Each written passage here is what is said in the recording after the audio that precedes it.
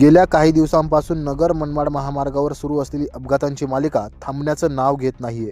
राहाता तालुक्यातील अस्तगाव शिवारात मुरमाने भरलेला डंपर आणि दुचाकीमध्ये आज भीषण अपघात झाला। या अपघातात एका दुचाकीस्वाराचा जागीच मृत्यू झाला आहे। या घटनेमुळे संपूर्ण परिसरातून हळहळ व्यक्त केली जात आहे। मुरमाने भरलेला डंपर हा बाबळेश्वरकडून राहत्याच्या दिशेने येत होता। त्याचवेळी राहत्याकडून बाबळेश्वरकडे जाणारी एक दुचाकी अस्तगाव शिवारातील एका हॉटेल समोर आली असता दोन्ही वाहनांची समोरासमोर जोरदार धडक झाली। ही धडक इतकी भीषण होती की यामध्ये दुचाकी चालकाचा जागीच मृत्यू झाला। श्रीकृष्ण तारडे असं मृत्यू झालेल्या तरुणाचं नाव आहे।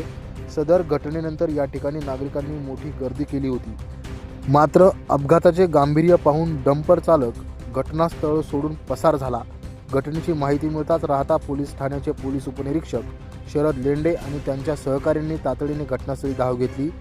पोलिसांनी डंपर ताब्यात घेतला असून फरार चालकाचा शोध सुरू आहे। मृत तरुणाचा मृतदेह शवविच्छेदनासाठी रुग्णालयात पाठवला असून अपघातग्रस्त वाहने रस्त्यावरून बाजूला करून वाहतूक सुरळीत करण्यात आली आहे। नगर मनमाड महामार्गावर वारंवार होणाऱ्या अपघातांमुळे नागरिकांमध्ये संताप व्यक्त केला जात असून या मार्गावर तातडीने कठोर उपाययोजना करण्याची मागणी आता प्रवाशांसह नागरिकांनी केली आहे।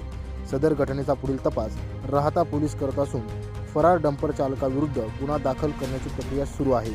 नवतेज महाराष्ट्र ब्युरो, राहाता।